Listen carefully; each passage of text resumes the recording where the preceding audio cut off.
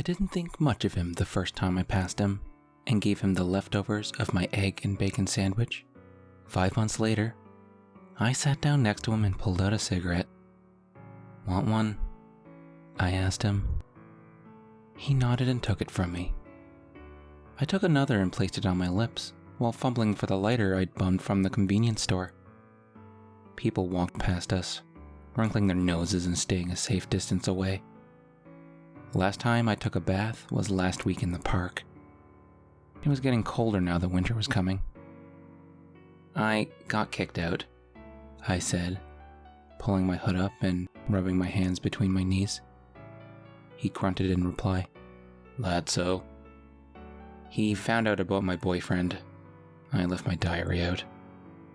He chuckled and smoked a long one. "That fucker." I started crying.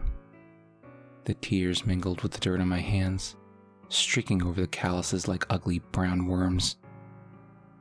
I no longer looked at myself in the mirror, but today I had seen myself briefly in a donut shop mirror.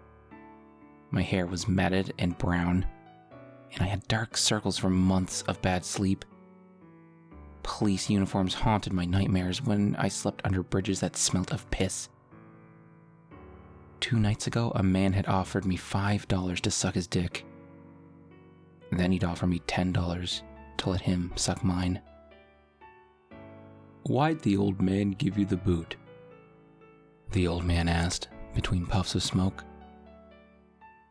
I wiped the snot from my face. "Why? Because he thinks I've sinned, that's why. Because of his stupid fucking God." "Ah," the man said. "God is a cocksucker." He laughed again. "Indeed he is. I'm sorry." I laughed now too. "Why are you sorry?" "I fucked up," he said.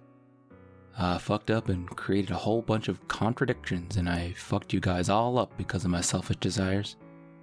He said that, contradictions, like he used the word every day, and it surprised me enough I stopped crying.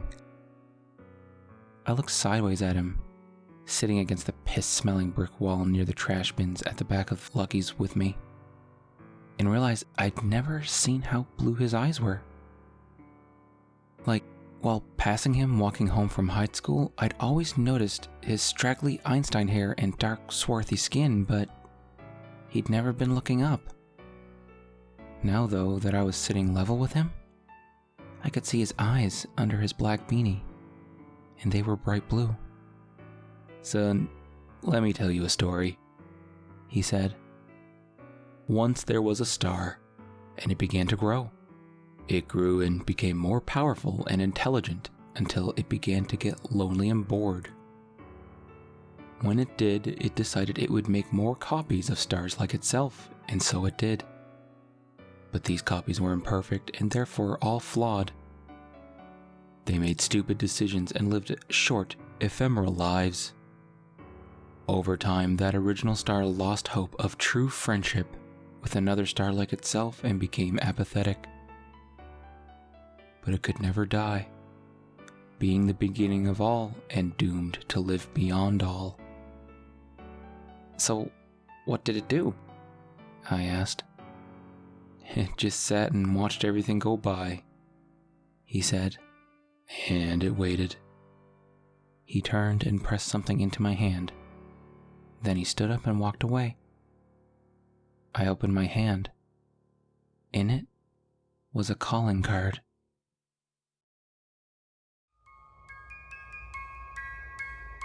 If you liked the episode, please like, comment, and subscribe. 'Cause if you do, I might give you a calling card.